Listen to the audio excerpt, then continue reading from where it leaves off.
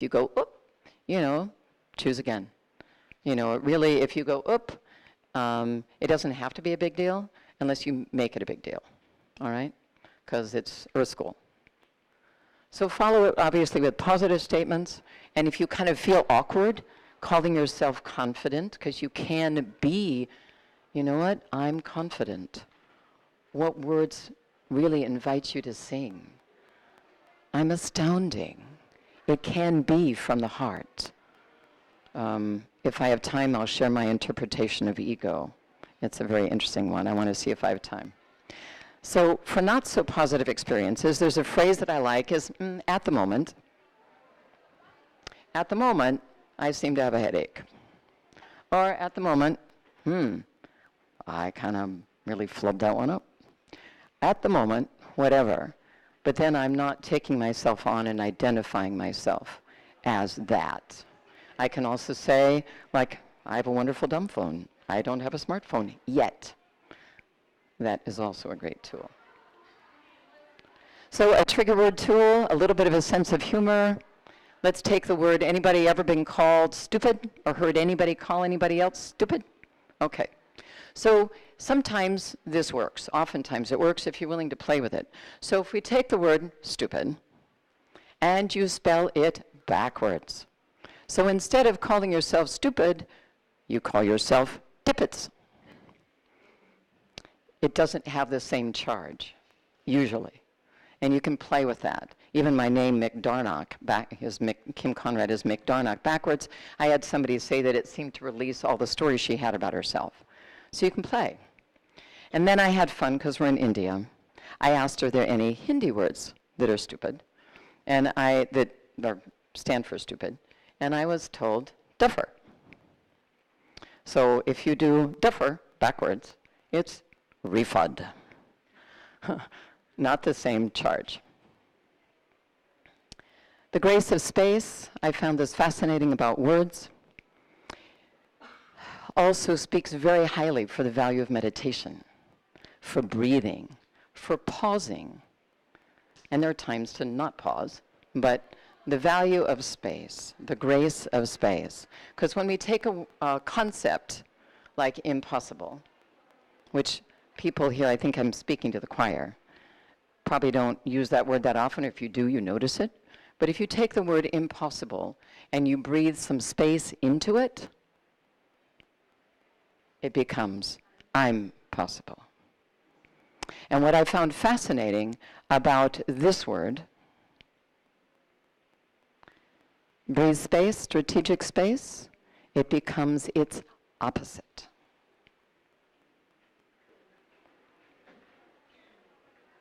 So play with your language.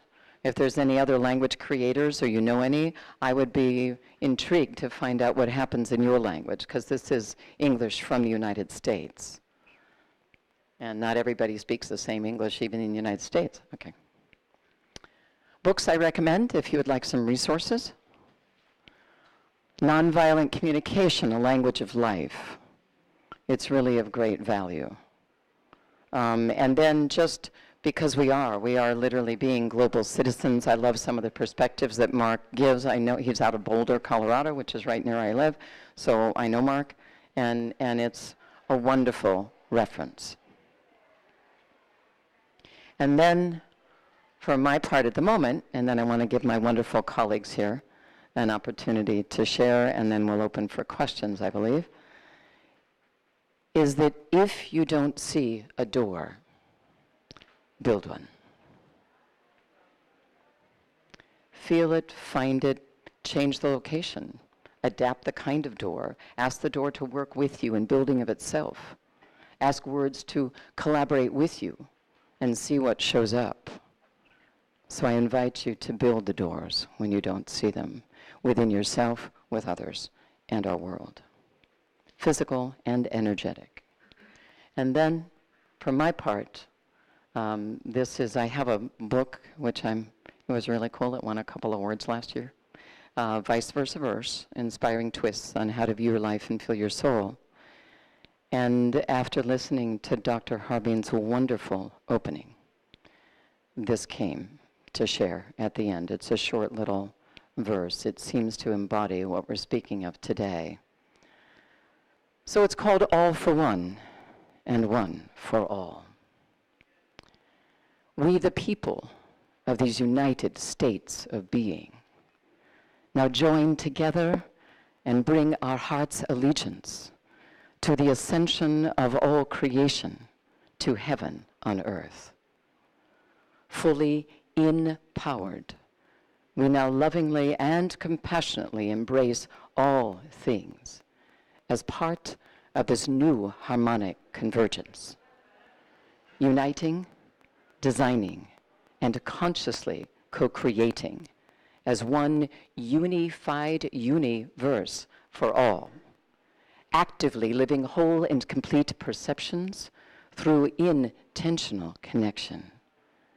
We are cells of the world, uniting, designing, and consciously co-creating as all for one and one for all.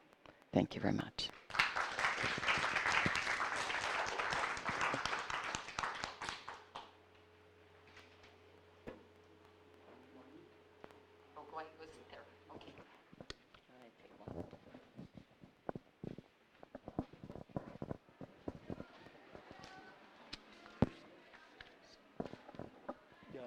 Please, the panelists, please. Hi, everyone. Did you have a question, Marie? Whatever. So, how's everybody doing today? Good. I would like to start by telling you a little bit about myself. My name is Travis Jessup, and I come from Utah in the United States. And I was raised in a culture and a society that may seem quite foreign to some of you. I am the 19th child of my father's 34 children, and I come from his third of 5 wives. So I was taught a lot of things through words about who I was supposed to be, about how I was supposed to fit into my community, and ultimately about what I had to do, what I had to be in order to have a relationship with my Creator. To be honest with you, this lifestyle, this polygamous fundamentalist lifestyle, it didn't resonate with my heart.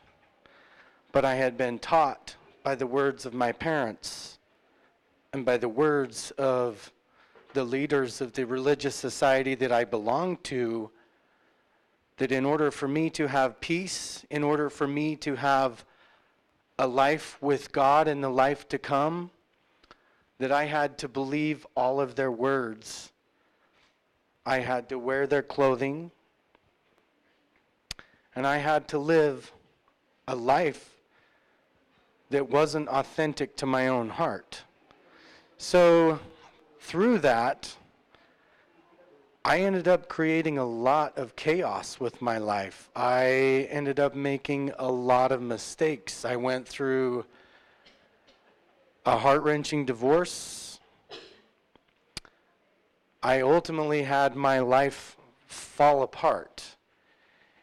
And when my life fell apart, when I had made mistakes, that's when I really started using words to tear myself down. I would look at myself in the mirror, like Kim said, and do the opposite, and tell myself that I am not worthy. I would tell myself that I am stupid. I would tell myself that I don't deserve happiness because of the mistakes that I had made.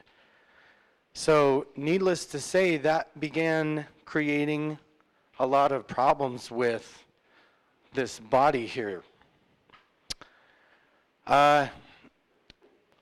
Through the trauma of the way I was treating myself, I started studying the power of words. I've always had a love for words, and I began to study the effect of my own words on myself. I actually studied Dr. Yamoto, like Kim had referenced, and I thought, wow, you know, if he can speak to a little cup of rice and water, and he can transform, he can change the makeup of the words that he's speaking there, why on earth can't I, before I drink my water, speak words of love, speak words of kindness? I like to call this turbocharging my water. I like to change the makeup of my water before I drink it, because as Kim told you, this, I call it my skin suit, this garment that my spirit is wearing is made up of roughly 78% water. So I started doing this. I started looking at the glass of water and speaking love, kindness, abundance, all the words that I felt would help change my life, help empower me. And through that, I was able to do miraculous things with words. I was able to lose weight. I was able to heal problems with my back. I was able to heal all sorts of things by simply looking at this water and saying, I am healthy, I am whole, I am healed. And I didn't get attached to an outcome. So through healing my body using these words, I realized that there is great power in the words that I speak. Today, I am actually authoring my first book.